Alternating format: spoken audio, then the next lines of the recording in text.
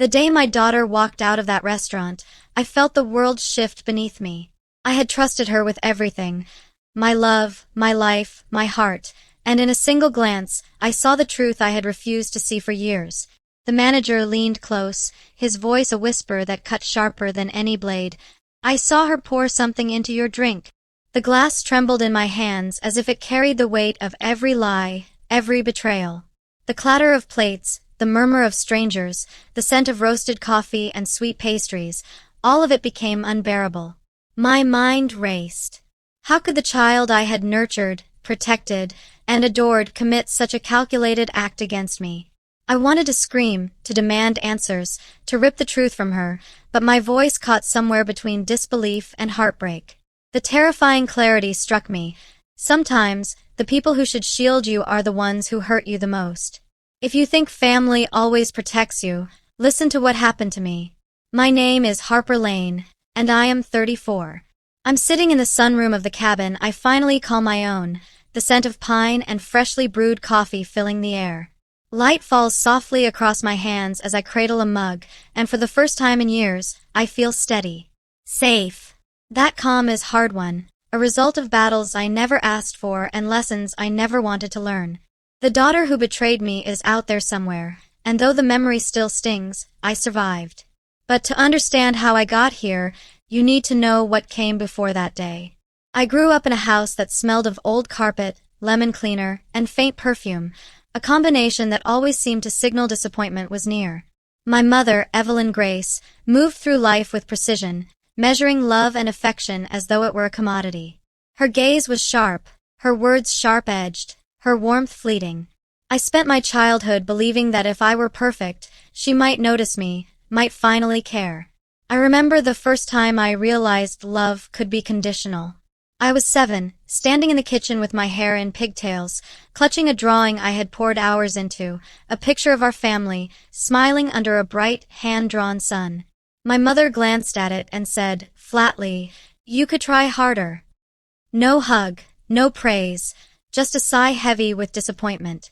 The sting of her words lodged in my chest like a splinter I would carry for years. School became my refuge. Among books and words, I found freedom. Teachers praised me, classmates listened, and for the first time, I felt seen. But home was always waiting, cold, judgmental, unforgiving. My father, quiet and withdrawn, offered what comfort he could, but he was powerless against her sharpness. My sister Lila, bold and radiant, basked in my mother's attention. I learned early that survival meant being careful, silent, and invisible in ways that left me hollow. The defining wound came on my 16th birthday. I had saved money for my part-time job at the local diner to buy my mother a silver locket, delicately engraved with my initials. I imagined her face lighting up, imagined feeling her love. Instead, she turned it over in her hands and said, "It's fine." No warmth, no thanks, only the cold air of dismissal. Lila, smirking beside her, whispered, "Don't you think it's a bit childish?" I left the room holding back tears, realizing for the first time that some people in your life aren't meant to lift you, they are meant to remind you of what you lack. That locket became a symbol of every rejection I had ever endured, every moment I felt invisible, every time I had tried and failed to earn love. By 12, I understood the rules. Obey, achieve, and hide every flaw. By 16, I understood the stakes. Love wasn't given freely. It was rationed, measured, weaponized. I became adept at performing perfection, hiding anger behind smiles, and burying my fear deep enough to breathe through it. Despite the constant coldness and judgment, I clung to tiny victories. I excelled in school, earned scholarships, and discovered literature. A world where words mattered more than appearances, where imagination could outshine cruelty. And yet, even amid success, the shadow of betrayal lingered. Every smile I gave, every achievement I celebrated, carried the weight of silent lessons learned at home. Trust cautiously, love sparingly, expect betrayal. By 18, I was ready to leave. My first car, a rusty, battered sedan, became my ticket to freedom. College acceptance letters were more than paper. They were keys to a world that existed beyond criticism and cruelty. Driving away from the house I had grown up in, heart pounding, I felt a flicker of hope. Perhaps life could be more than surviving, it could be living fully, without fear. I didn't yet know that this hope would be tested in ways I couldn't imagine, that betrayal could follow me even into adulthood. But I had learned the most important lesson. The people who should protect you can be the ones who teach you survival, and survival can become strength. The morning I drove away from the house that had trapped me for 18 years, the sky was a dull gray, but it felt like the first spark of freedom. I remember gripping the steering wheel, knuckles white, the engine rumbling beneath me like a heartbeat, and a strange cocktail of fear and exhilaration coursing through my veins. Every mile away from home felt like shedding a layer of my old self, one hardened by cold glances, whispered criticisms, and the constant undercurrent of betrayal. College was more than education, it was a revelation. The air smelled different there, not of lemon cleaner and stale carpet, but of opportunity and possibility. I could breathe without apology. I enrolled in English literature, losing myself in the rhythm of words, discovering the intoxicating power of stories where the underdog, the overlooked, the broken, could rise. For the first time, my accomplishments felt like mine alone, not a shield to earn affection or approval. But freedom was hard. Some nights, I would sit in my tiny apartment, staring at the dim glow of the streetlights outside, and the memories of my mother's scorn and Lila's smirks would rise like ghosts. I cried alone, sometimes for hours, curled on the floor with old journals clutched to my chest.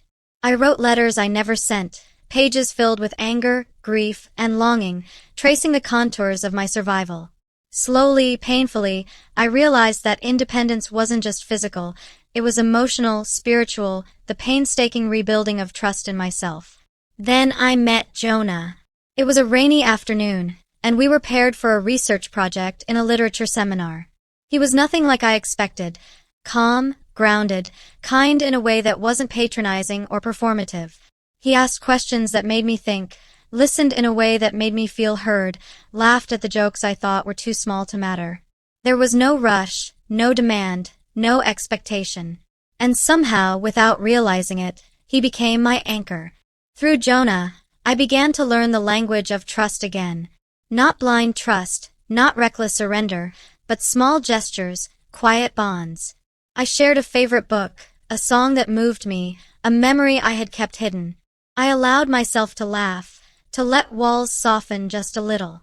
With each interaction, I stitched myself back together, reclaiming pieces of the girl I had been forced to hide. I also began working, first part-time in coffee shops, then internships at local publishing houses. The smell of roasted beans, the quiet rhythm of serving customers, the tactile joy of holding manuscripts, all became a form of therapy. I was no longer surviving.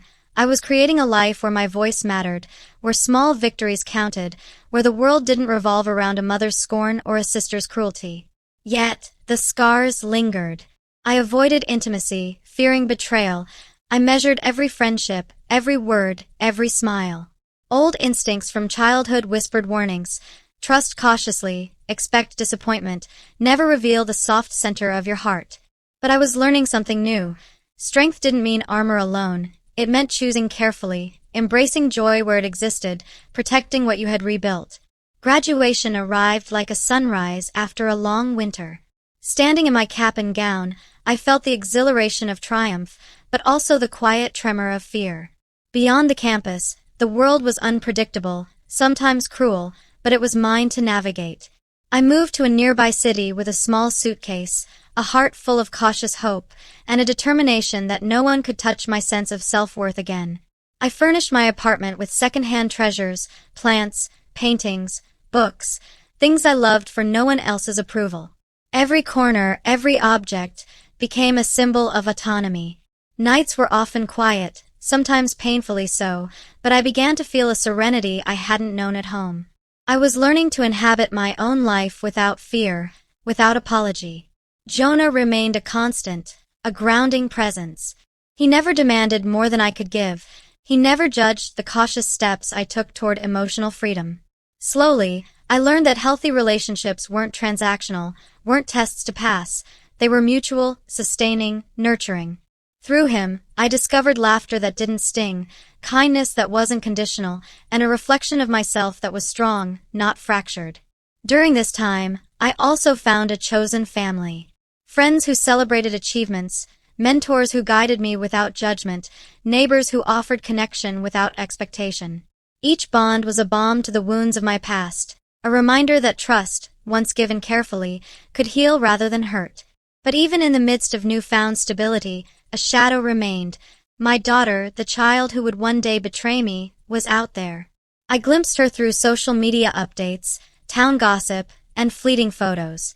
I felt a strange mix of fear, curiosity, and anger. My instincts whispered that the past has a way of catching up, that betrayal rarely disappears quietly. But this time, I wasn't the girl who hid behind smiles. I was Harper Lane, a woman who had survived, who had built, who had quietly, deliberately prepared herself for what might come. Every small victory, the cozy apartment, the steady job, the friendships, the love I allowed myself, was a layer of armor forged from experience.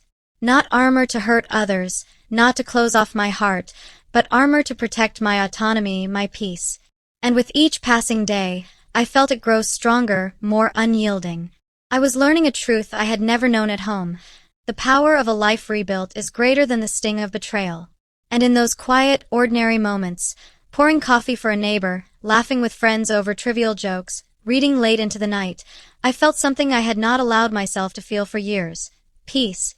Not the naive peace of denial, but the hard-won serenity of someone who had endured, who had survived, and who had reclaimed her life. It started with a knock on my door one late autumn afternoon. The leaves outside were gold and crimson, swirling in the cold wind, a reminder that change was inevitable. I wasn't expecting anyone. The mail had been quiet, my phone silent. Yet there she was, my daughter's face, framed by sunlight, unmistakable and impossible to ignore. My chest tightened. My heart raced. 1,000 memories, all sharp, all unhealed, surged like a tidal wave. "Mom," she said softly, almost hesitantly. Her voice carried the cadence of familiarity but was laced with something I hadn't anticipated: calculation. I stepped back, surprised by the sudden intrusion into the sanctuary I had built. I had spent years crafting a life of stability and distance, and here she was, uninvited, breaking the fragile rhythm of peace I had worked so hard to achieve. She spoke of problems, of mistakes she had made, of people she owed and debts she couldn't pay. Everything she said was wrapped in a cloak of politeness, each word measured, each pause strategic. She needed help. She needed resources, advice, compassion, things I had once given freely. But this time, the roles had shifted. The frightened, obedient girl was gone. In her place stood a woman who had endured betrayal, survived it, and emerged stronger. I listened, nodding politely, each smile careful, each word neutral. I didn't interrupt. I let her speak, let the weight of her intentions hang in the room like a storm cloud. Her eyes searched mine, looking for a reaction, a crack in my calm. But there was none. I had learned the hard truth. Power is quiet. True power is being unmoved by attempts to manipulate, to shame, to reclaim control that has long since slipped through others' fingers. She paused, exhaling, as if expecting some emotional collapse. But I remained still, steady, anchored in the calm that had taken years to build. I saw her frustration flicker, just for a moment, before she masked it with a polite smile. Every word, every gesture, every carefully rehearsed apology and explanation now fell flat. I was no longer vulnerable to manipulation. I was no longer the girl who had cried silently behind closed doors, who had hung on for the smallest sign of affection. She tried subtlety, indirect guilt.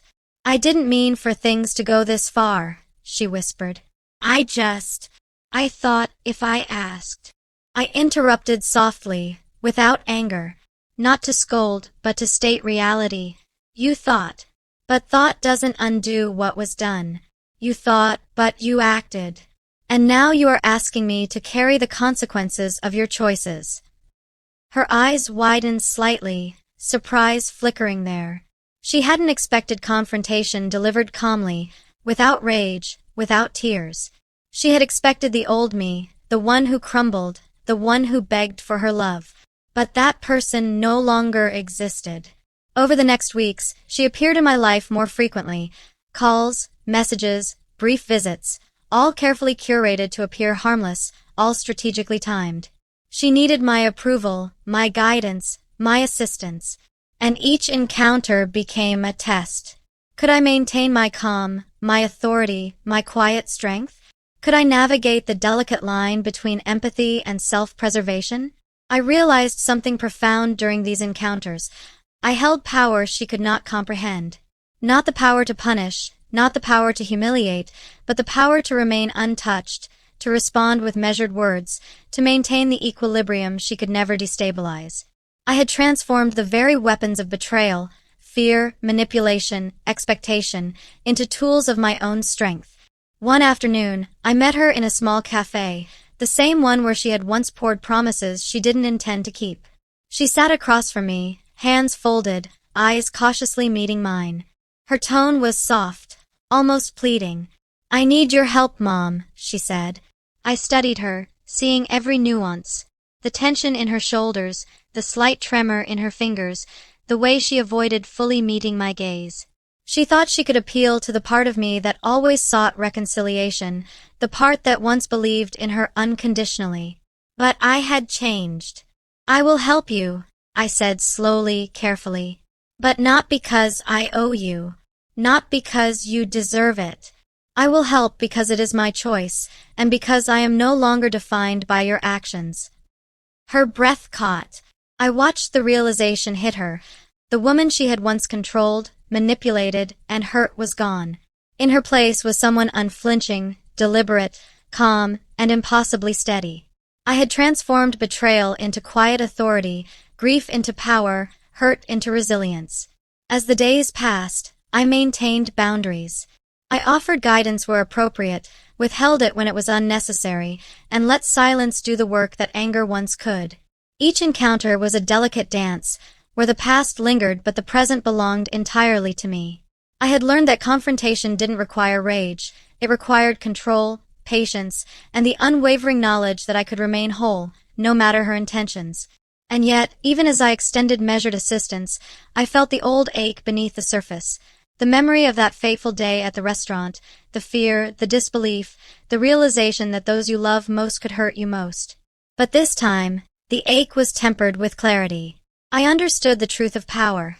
It is not wielded through cruelty or punishment, but through the unshakable strength of self-possession, the calm knowledge that one is untouchable from within. In that calm, quiet strength, I found a strange satisfaction. Revenge, I realized, was not in retaliation or malice. It was in survival, in the creation of a life she could no longer harm. Every act of kindness I chose on my own terms, every boundary I maintained, every moment I remained steady in the face of her attempts to unsettle me, it was poetic justice. It was mine. And in the moments between her visits, when the cafe emptied and the world felt still, I reflected on the journey that had brought me here.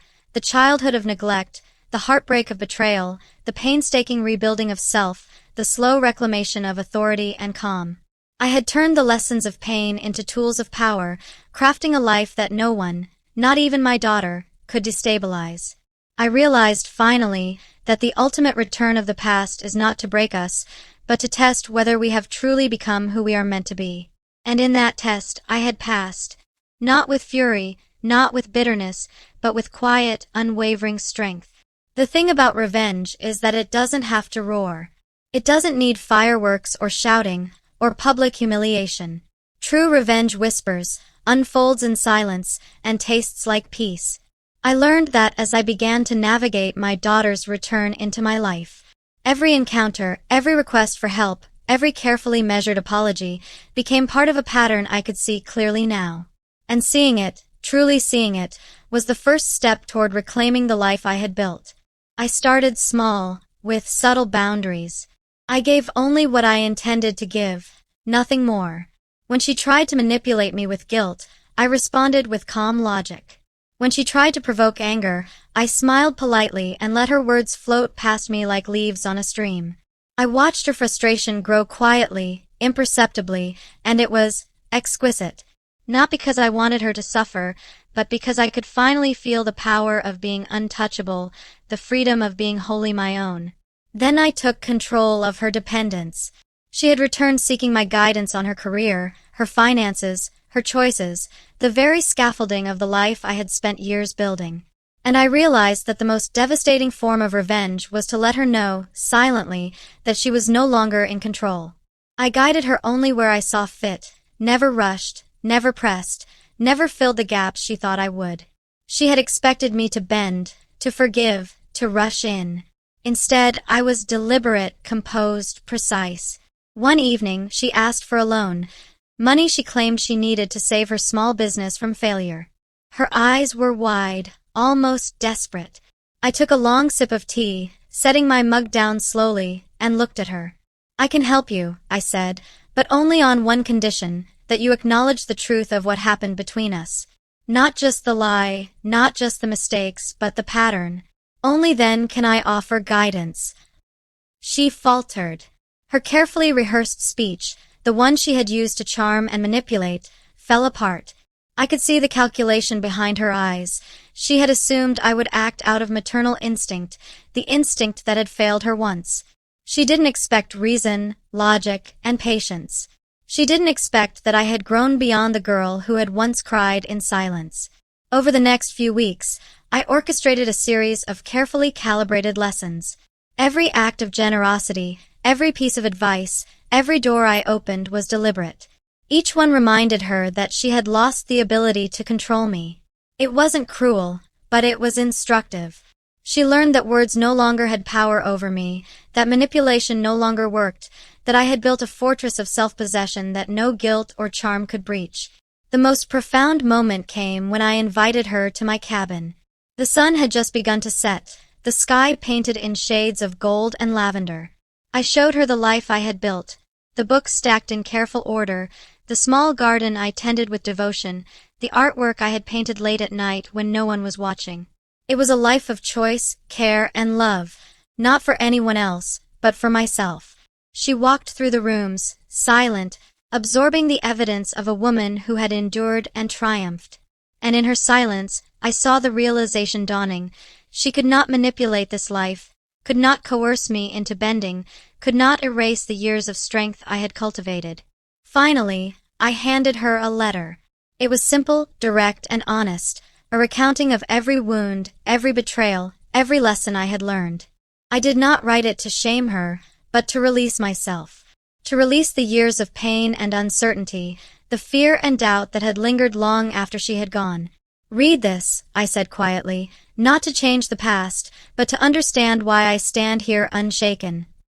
She read it, tears filling her eyes, and for the first time, I saw not manipulation, not anger, not deceit, but comprehension.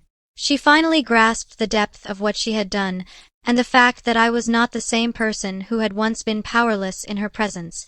That moment was my revenge, not the kind that destroys, but the kind that elevates. It was poetic, measured, and moral. I had shown her the consequences of betrayal without raising a finger in anger. I had remained calm, composed, and unwavering, and in doing so, I had restored balance, not through cruelty, but through strength. I continued to guide her in small ways, always on my terms, always with boundaries. I offered advice, not because she demanded it, but because I chose to. I gave assistance where it served both of us, not as a reward, but as an assertion of my authority. And each time she attempted to push past limits, I remained still, composed, untouchable. I discovered something extraordinary in this process. The act of revenge that heals is not about inflicting pain, it is about reclaiming yourself. Every calculated pause, every boundary, every silent observation of her frustration was a reaffirmation of my autonomy. And with each step, I felt my own soul lighten. Weeks turned into months. The tension that had once dominated every interaction dissolved into a quiet rhythm of understanding. She still made mistakes, she was still learning, but the dynamic had shifted irreversibly. I was no longer vulnerable. I was no longer defined by her actions. I had transformed every scar, every wound, every betrayal into tools of empowerment. The ultimate satisfaction came not in watching her struggle, but in realizing that I no longer carried anger in my chest. The rage that had once burned so fiercely was gone, replaced by a serene clarity. I had won the greatest revenge of all, the quiet peace that comes from surviving, rebuilding, and rising above. One evening, I sat in the cabin, watching the sunset spill gold across the horizon, a cup of tea in hand. I felt the fullness of my life, the warmth, the independence, the friends and mentors who had stood beside me. And in that moment, I understood what true power was. It was not cruelty, it was choice. Not anger, but peace. Not punishment, but liberation. I had been betrayed by the person I loved most in the world, but I had turned that betrayal into a life unassailable. And as the light faded over the trees, I realized something profound. I was free. Truly free. Months passed, and the tension with my daughter settled into an uneasy but manageable rhythm.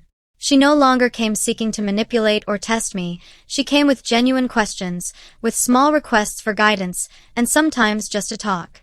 Each visit reminded me of the long journey I had walked alone, the years of betrayal, the nights of quiet despair, the painstaking construction of a life wholly my own.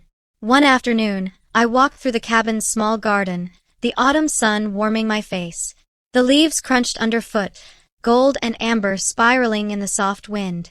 I paused at the rose bushes, their blooms stubborn against the cold, and I felt a quiet satisfaction. Each flower was a testament to care, resilience, and attention, reminders that beauty can grow even after neglect. In a way, I realized, I had become like these roses, nurtured not by the hands that once wounded me, but by my own determination, patience, and love. I decided it was time for a symbolic closure. I wrote a letter, not for her to read, but for me. I detailed everything, the betrayals, the heartbreaks, the moments of quiet despair, and finally, the victories, the independence, the calm, the strength I had cultivated. I folded the paper carefully and placed it in a small wooden box I had carved myself years ago. It was a gesture of release, a declaration that the past no longer held power over me. I didn't need an audience. I didn't need acknowledgement. I needed peace. The next evening, I invited my daughter for tea. She arrived, as always, polite, cautious, a shadow of the manipulative child she once was. I served the tea, the aroma warm and comforting, and we sat quietly together. I handed her the small wooden box, not as a challenge, not as punishment, but as a gift, a tangible reminder of the journey we had both traveled, though in very different ways. She opened it, curiosity flickering across her face, and found the letter. Her hands trembled slightly, and for the first time, I saw humility, reflection, and a flicker of remorse, not contrived, but genuine. I didn't say a word. I let her read, let her absorb, let the moment speak. Silence became our dialogue. And as she closed the box, her eyes met mine. For the first time, there was no tension, no unspoken accusation, no lingering fear. There was only acknowledgement, a quiet recognition that the past had shaped us, but it would no longer control us. That night, I realized that peace is not merely the absence of pain. It is the presence of acceptance, the deliberate choice to release anger, and the courage to live fully despite betrayal. In the weeks that followed, I continued to nurture my life, tending the garden, writing, reading, laughing with friends who had become my true family. Jonah remained my steady anchor, his presence a reminder that love, when authentic, can heal rather than harm. I traveled, explored, and embraced experiences I had once denied myself in fear or caution. I discovered new strengths within me, layers of resilience and empathy that only emerged after years of careful reconstruction. One morning, I took the box and buried it beneath the largest rose bush in my garden. The earth was cold and soft beneath my fingers, and as I covered the letter, I whispered a small affirmation. I am free. I am whole. I am at peace. The roses above would bloom next spring, and so would I, again and again, nourished by my own care, not the approval of those who had once failed me. The past still existed, yes. Betrayal had left its marks, but its power over me was gone. I had transformed pain into wisdom, wounds into strength, and manipulation into calm authority. I had learned that revenge is not about hurting those who harmed you. It is about elevating yourself above the cruelty, reclaiming your life, and letting serenity speak louder than vengeance ever could. I looked out over the cabin, sunlight spilling across the pine trees, and felt a profound sense of liberation. Life was fragile, unpredictable, and sometimes harsh, but it was mine to shape. I was no longer a victim of my daughter's choices, my mother's indifference, or my sister's favoritism. I was Harper Lane, survivor, creator, and keeper of my own peace. And in that moment, I understood the ultimate truth of betrayal, survival, and healing. Peace is not weakness. Peace is power. Peace is the loudest, most enduring revenge. If you've ever been betrayed by your own blood, remember this: reclaiming yourself, living fully, and nurturing your own life is the ultimate triumph. It is quiet, subtle, and unstoppable. And when you reach it, the past no longer holds sway. It is nothing more than a chapter, a lesson, and a testament to your resilience.